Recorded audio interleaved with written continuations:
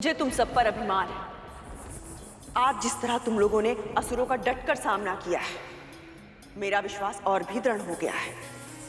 एक दिन तुम लोग पृथ्वी पर नहीं, अपितु पूरे त्रिलोक पर शासन करोगे।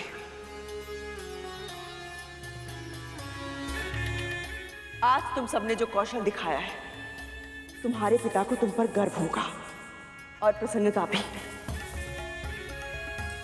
कि किस तरह मैंने उस गरुड़ के प्राणों की रक्षा की। मैं उनसे भेंट करके आती हूँ। माँ, लेकिन मेरे मन में एक प्रश्न था। हाँ माँ, वो हम जानना चाहते थे कि ऊंचे आकाश में उड़कर आपको कैसा लगा?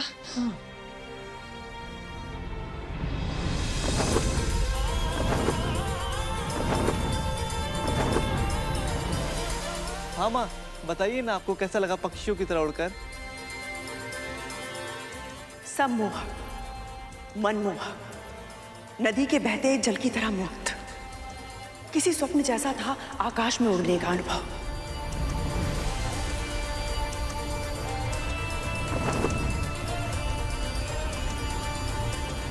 धरती से देखो तो आकाश के बादल कितने सुंदर दिखाई देते हैं, पर जब ऊपर आसमान में उन बादलों के बीच उनके साथ साथ होने का आभास हो तो वो अनुभूति अद्भुत है, अकल्पनीय है।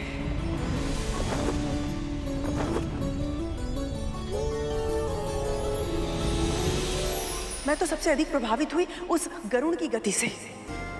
वो इतनी तीव्र गति से उड़ता है कि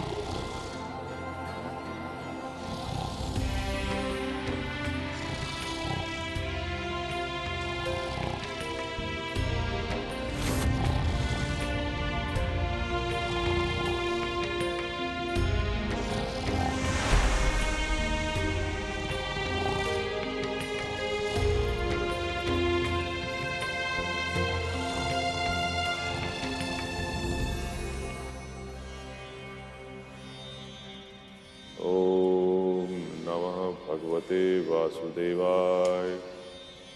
ओम नमः भगवते वासुदेवाय। ओम नमः भगवते वासुदेवाय। ओम श्री भगवते वासुदेवाय।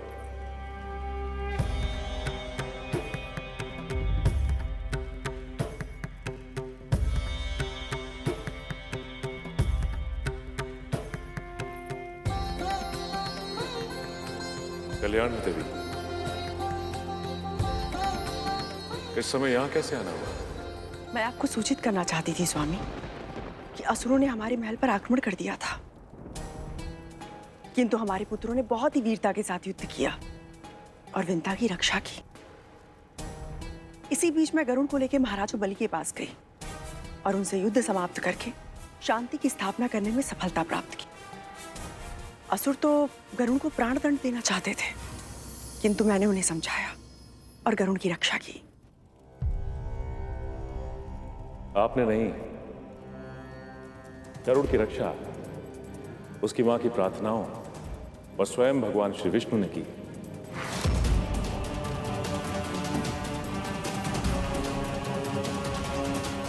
देवी कद्रू, आपकी सबसे बड़ी भूल यही है कि आपको लगता है कि जो कुछ भी हो रहा है वो आपकी इच्छा से हो रहा है, किंतु सत्य यह है कि यहां इस संसार में जो कुछ भी होता है भगवान श्री विष्णु की इच्छा से होता है।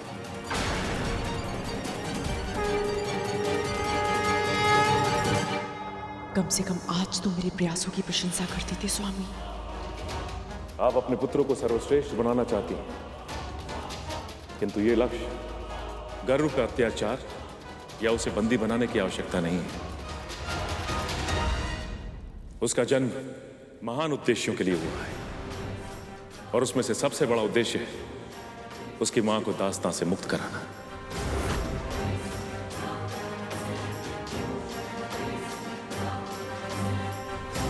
आपको लगता है कद्रू के आपने छल से शर्त जीतकर विंता को दासी बनाया, किंतु आप तो केवल माध्यम थी। जिस दिन अरुण का जन्म हुआ था उसी दिन विंता को यह श्राप भी मिल गया था और साथ ही साथ उसका निवारण भी।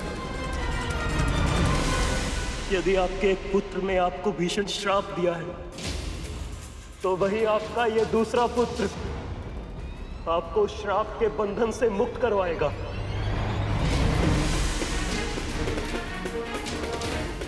गरुड़ ऐसा प्राणी है जिसने असुर राज बलि के दंड को भी पुण्य अर्जित करने का माध्यम बनाया।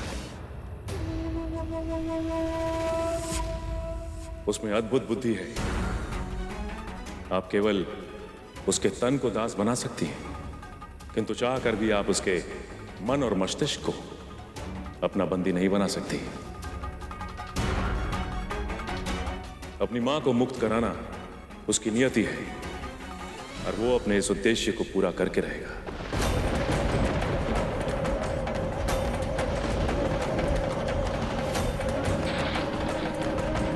आप केवल एक कार्य कर सकती हैं कि उसके उद्देश्य को और कठिन ना बनाएं। मैं यहाँ आई थी कि स्वामी के समक्ष अपने पुत्रों के पराक्रम की प्रशंसा कर सकूं, किंतु वे खुद गरुड़ का पक्ष लेकर बात कर रहे हैं। नमो भगवते वासुदेवाय।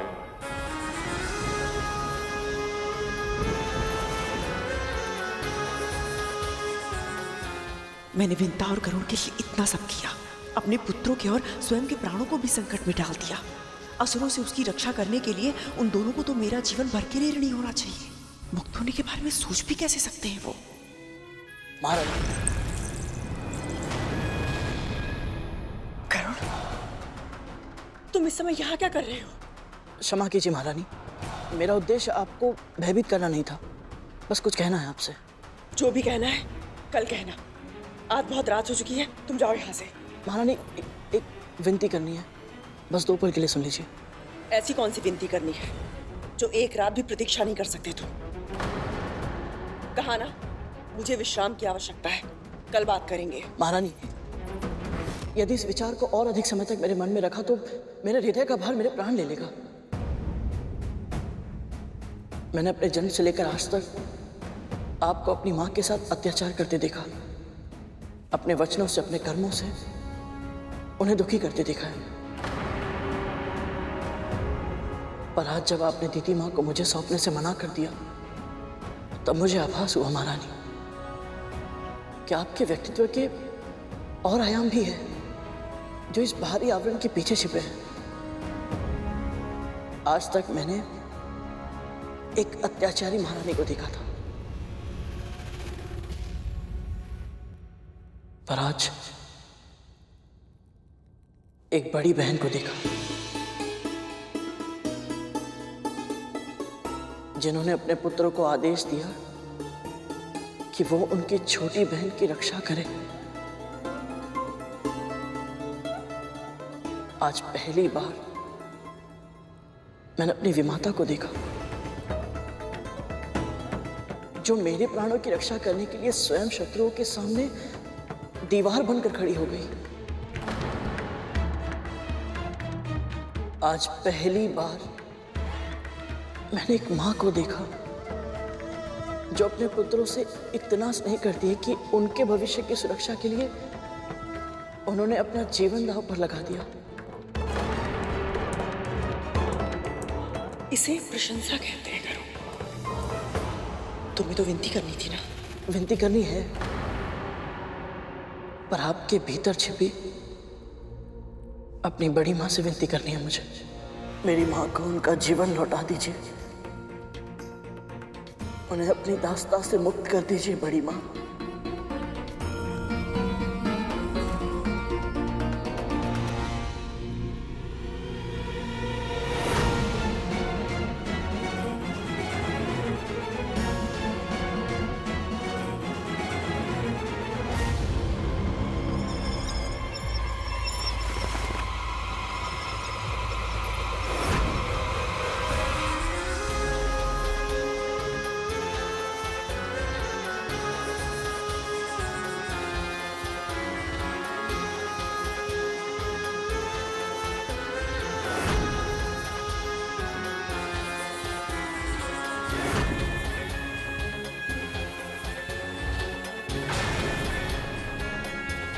कैसा लग रहा है?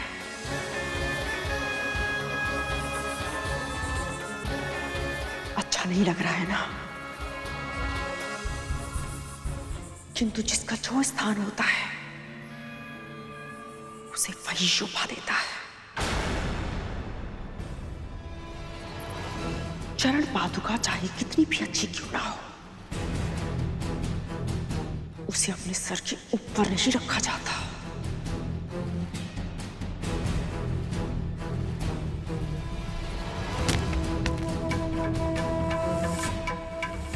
आज तो तूने ये दुस्साहस कर लिया, किंतु फिर कभी तेरी जीवा में तो क्या, तेरे मस्तिष्क में भी ये विचार नहीं आना चाहिए, कभी नहीं।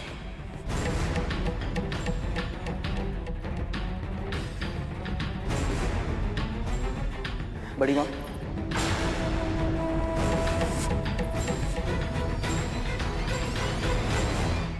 बड़ी मां नहीं, महारानी।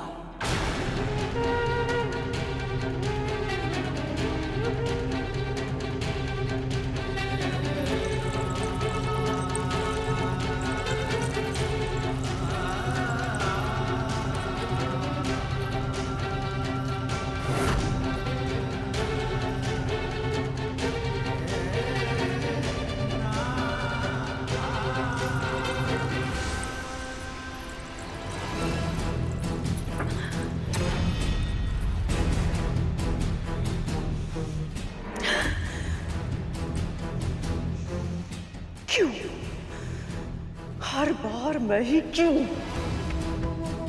मेरी हाथों की रेखाओं में इतना संघर्ष है? कुछ भी अगर अच्छा करना चाहो तो भी मेरे साथ ही बुरा होता है। क्यों? बस अब भले ही मुझे भाग्य को चुनौती देनी पड़े, अवश्य दूंगी मैं, किंतु इस बार उस विंता को जीतने नहीं दूंगी मैं, किसी भी मूल्य पर। यदि करुण ने उसे दास्ता से मुक्त करा दिया तो वो स्वयं भी मुक्त हो जाएगा, और फिर इतने वर्षों तक जो मैंने उनके साथ किया है उसका प्रतिशोध वो मुझसे और मेरे पुत्रों से लेगा। नहीं, बिल्कुल नहीं, किसी भी मूल्य पर ऐसा नहीं होने दूंगी मैं, किसी भी मूल्य पर।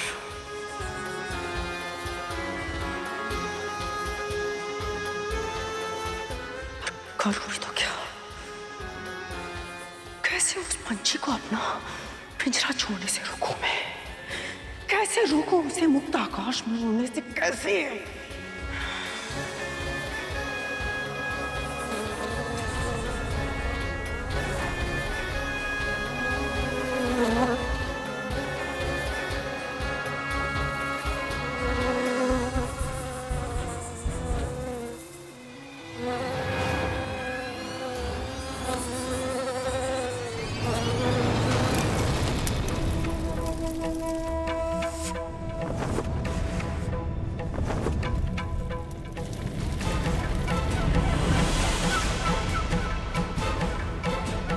यदि गरुड़ सूर्य लोक के पास गया तो इसी कीड़े की भांति उसकी मृत्यु भी निश्चित है।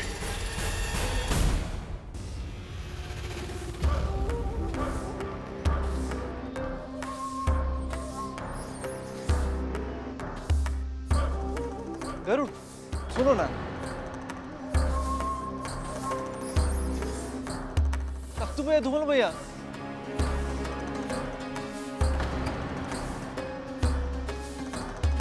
गरुड़, हमारे दास, हमें फिर से भ्रमण पर जाना है।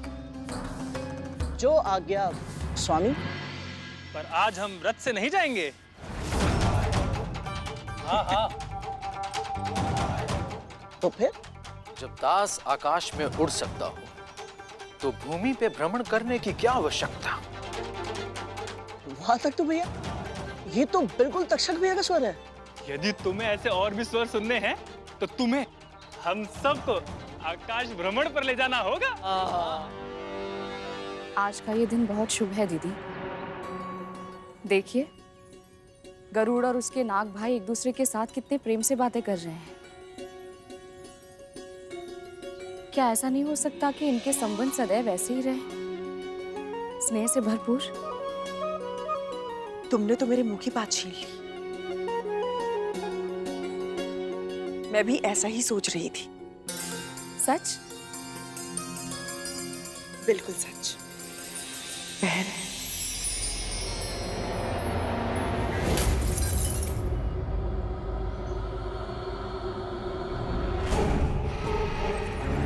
मैं तो ये भी सोच रही थी कि कुछ दिनों से युद्ध की काली छाया हम सब पर मंडरा रही है और अब तो हमारा महल भी उसकी चपेट में आ गया है। क्यों ना हम दोनों मिलकर शांति की स्थापना के लिए हवन करें? ये तो बहुत ही अच्छा विचार है। तो एक काम करो, तुम जाके वन से लकड़ी लेकर आओ, मैं हवन की तैयारी करती हूँ। ठीक है।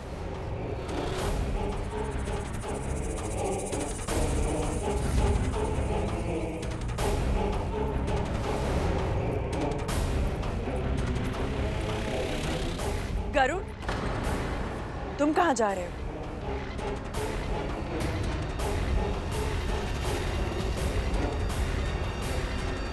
मैं और तुम्हारी माँ शांति स्थापित करने के लिए एक हवन करना चाहते हैं। पुत्र,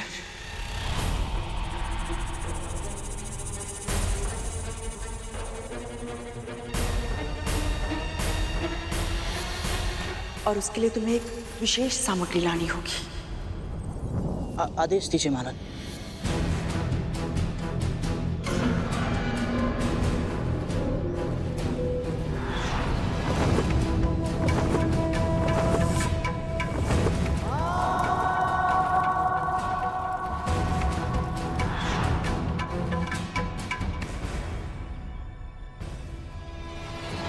महारानी,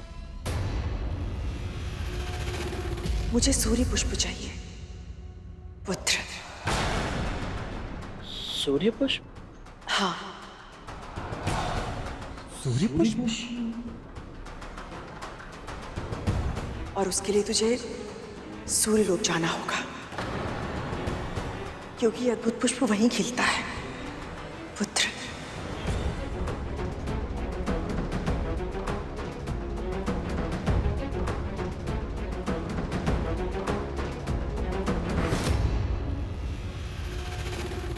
किस सोच में पड़ गए तुम? अपनी मां की दास्तां के अतीत को जानने के लिए तुम वैकुंठ तक चले गए थे, किंतु अपनी माता की एक छोटी सी इच्छा पूरी करने के लिए सूर्यलोक तक नहीं जा सकते। पुत्र।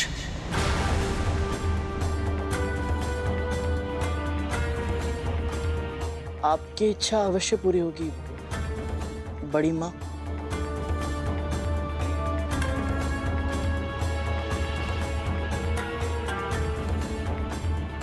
आपने जो कार्य दिया था उसे क्षण भर में समाप्त करके शीघ्र ही जाता हूँ।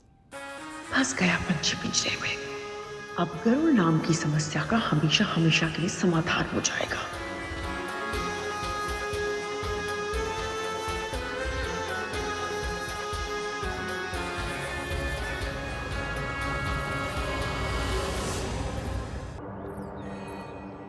गरुड़, हम भी तुम्हारे साथ चलेंगे। हाँ, परंतु ले चलो ना गरुड़। बहुत मन है हमें अंतरिक्ष भ्रमण करने का। अच्छा ठीक है, परंतु आप लोग महारानी के आगे ले लीजिए पहले।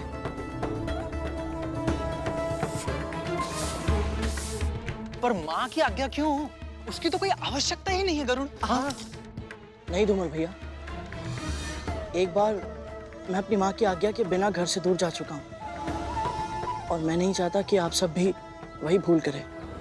इसलिए आप लोग जाइए और बड़ी माँ की आज्ञा ले लीजिए। यदि उन्होंने आज्ञा दी तो मैं अवश्य आप सबको ले चलूंगा। मैं हाथ धो कर आता हूँ।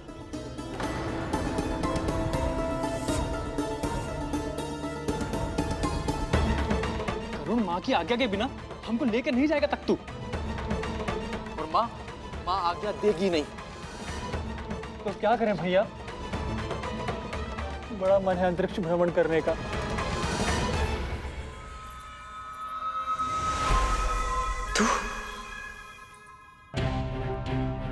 कितना और गिरोगी कद्रू?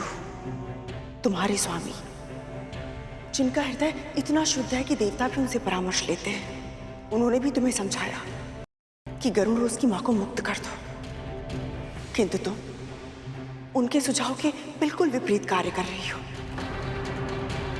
गरुड़ को गंभीर रूप से घायल करने का षड्यंत्र रच रही हो तुम, ताकि वो अपनी मां की रक्षा ना कर पाए।